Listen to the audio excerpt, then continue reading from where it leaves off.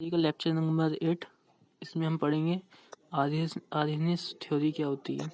इससे पहले हमने जो टॉपिक पढ़े थे, रेट इक्वेशन पढ़ी थी, मॉलिक्युलरिटी पढ़ी थी, chain reaction, non chain reaction, intermediate पढ़ा था हमने, और एलिमेंट्री नॉन एलिमेंट्री देखी थी हमने।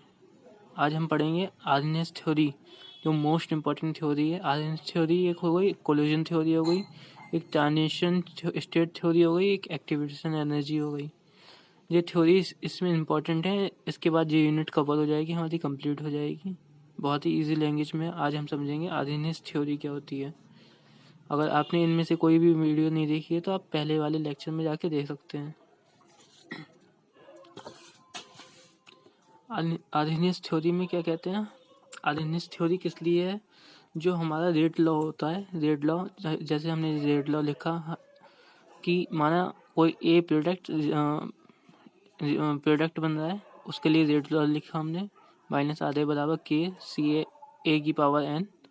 तो इसमें जो के है, इसी को ज्ञात करने के लिए, इसको ही फाइंड करने के लिए हमें दो थ्योरी मिलते हैं। जैसे हम देख रहे हैं, हम जानते हैं कि रेट इक्वेशन में दो चीज़ों पर डिपेंड करती है, टेम्परेचर और कंसंट्रेशन का फंक्शन होता है।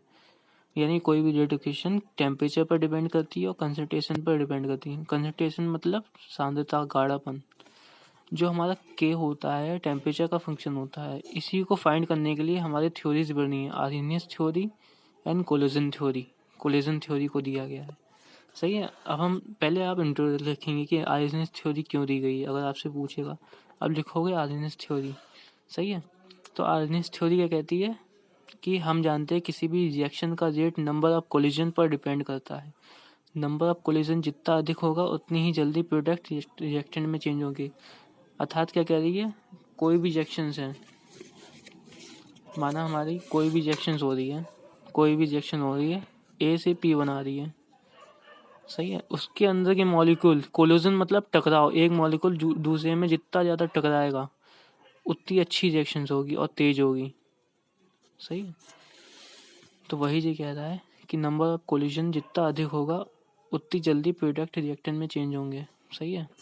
परंतु एक्चुअल में ऐसा नहीं होता किसी भी रिएक्शन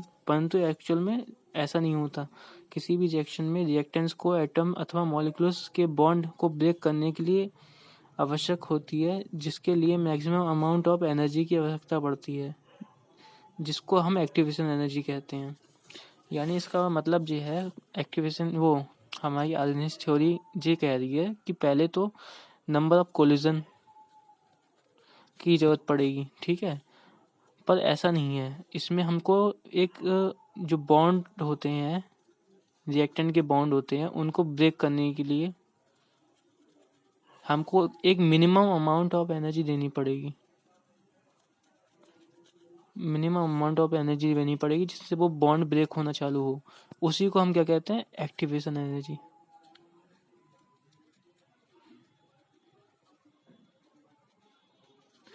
तो इसमें चार हमारी टर्म है, आर्हेनियस लॉ, कोलिजन थ्योरी और ट्रांजिशन स्टेट थ्योरी और एक्टिवेशन एनर्जी।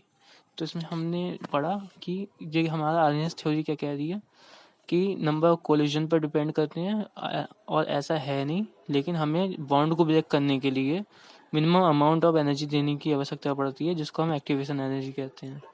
अब एक्टिवेशन एनर्जी क्या होता है, अब आप आगे जो लिखे हुए एग्जाम में, एक्टिवेशन एनर्जी वह मिनिमम अमाउंट ऑफ एनर्जी जिसके द्वारा रिएक्टेंट के एटम के बॉन्ड ब्रेक हो जाते हैं और केमिकल रिएक्शन होती है। अब ऐसे समझ सकते हैं कि एक्टिवेशन एनर्जी, माना आपने दो लोग खड़े हैं, सही है, उनमें आपने क्या किया, थोड़ी सी भड़का दिया, उन्हें हल्की सी एनर्जी दे दी, तो वो एक दूसरे के साथ भिड़ने लग जाएंगे, लड़ने लग जाएंगे। तो वही बॉन्ड ब्रेक करने के लिए थोड़ा अमाउंट ऑफ एनर्जी आपने दे दिया, तो वो एक्टिवेशन एनर्जी हो गई।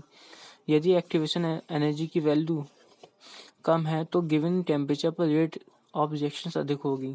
इसका मतलब ये है कि यदि एक्टिवेशन एनर्जी की वैल्यू ज़्यादा दे रहे हैं तो रिएक्शन रेट कम होगा, और अगर एनर्जी कम दे रहे हैं तो रिएक्शन रेट तेज होगा। यही ये कहना चाह रहा है। यदि एक्टिवेशन एनर्जी की वैल्यू कम है तो गिवन टेम्परेचर पर रेट ऑफ रिएक्शन अधिक होगा, तथा एक्टिवेशन एनर्जी की वैल्यू अधिक है तो गिवन टेम्परेचर पर रेट ऑफ रिएक्शन कम होगा। रिएक्शन रेट कांस्टेंट की टेम्परेचर पर डिपेंडेंस को निम्न इक्वेशन के द्वारा कैलकुलेट किया जा सकता है। ये जो फॉर्मूला है, इस फॉर्मूले को याद कर लें आप।